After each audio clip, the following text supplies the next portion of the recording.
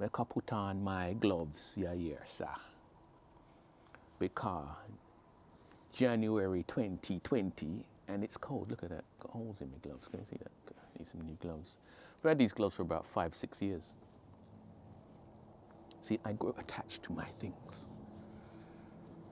Look at that. Can you see that? Got holes in my gloves. Okay, well, what I'm actually doing, I don't know. Let's see if I'm focusing.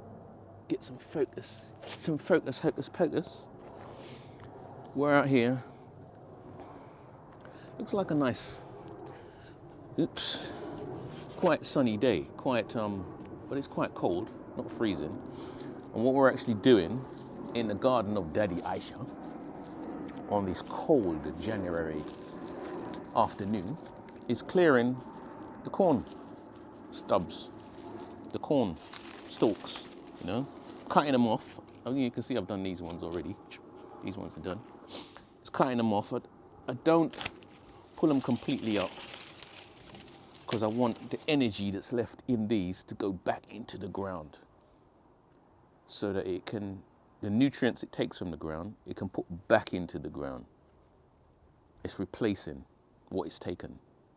That's the idea anyway. So cut them in half. Leave it to stand until it goes dry. Cut them in half once they get to this stage, just so that whatever's left in the bottom bit can go straight back into the ground. So I don't pull them straight up because then that leaves the ground depleted and then you have to put all kinds of stuff in for next year. So yeah, there's a science to everything. Yeah, what you take out the ground, you put back in the ground. You borrow and you put it back in the ground so that for the next growing cycle, you know, it won't be so, the ground won't be so robbed of nutrients. Yeah. So it's just a matter of going through and clearing. I kind of like the garden when it looks like this because it doesn't look pretty, but it is what it is. Earth, soil. You know, we've got some mushrooms and all kinds of things coming up in this little patch. And yeah, let's finish it off. So around here, around here, around here. Yeah, all part of the cycle. This is the bit no one gets to see.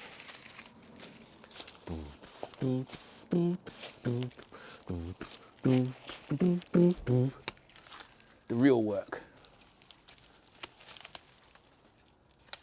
Yeah. There you go.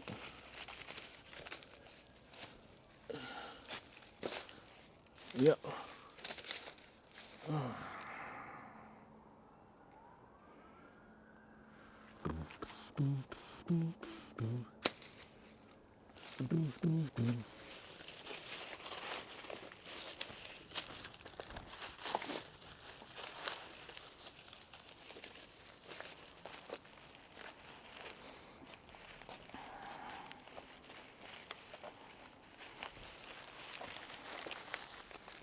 Yeah, can.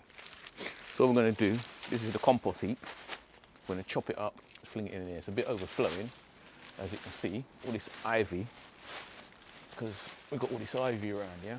So it actually goes down every year. So looks like a lot. You could just chuck it on, but it works best if you cut it up. So I'm going to cut these up.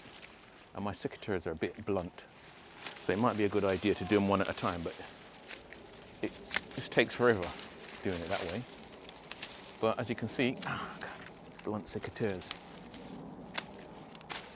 Not very good.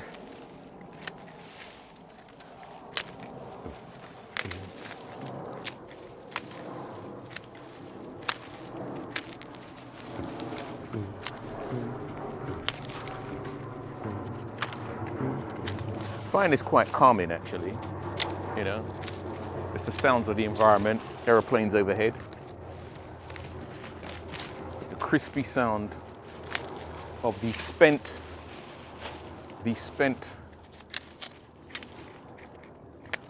product. Just cut it up, you know, cut it up, cut it up, cut it up, cutting up. It's funny, I'm either cutting up on my Mac upstairs, doing editing, or cutting up down here in the garden. Cutting up, cutting up, and just kind of like fling it in. Just, you know, chop it up nice and small.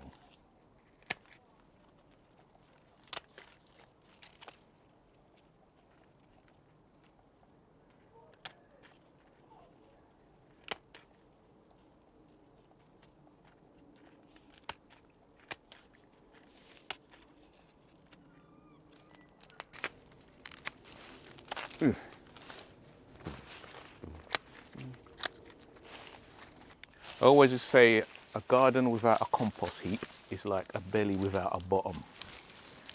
Imagine having a belly with no bottom. Yeah? This is where the waste goes and gets recycled. And without this, then can you say you're at one with nature? You've got to do this. Everything living does this. You know, puts out waste and has to have a way of dealing with it. Yeah.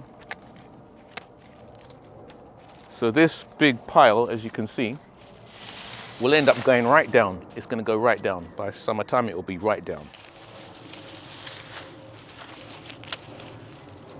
Put it on the top. It's all good.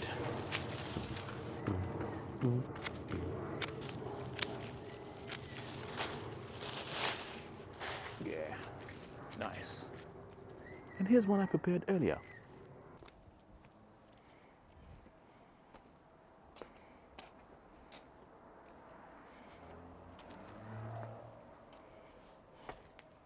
Wow, look at this passion fruit. Look at this passion fruit. Who does that passion fruit look like?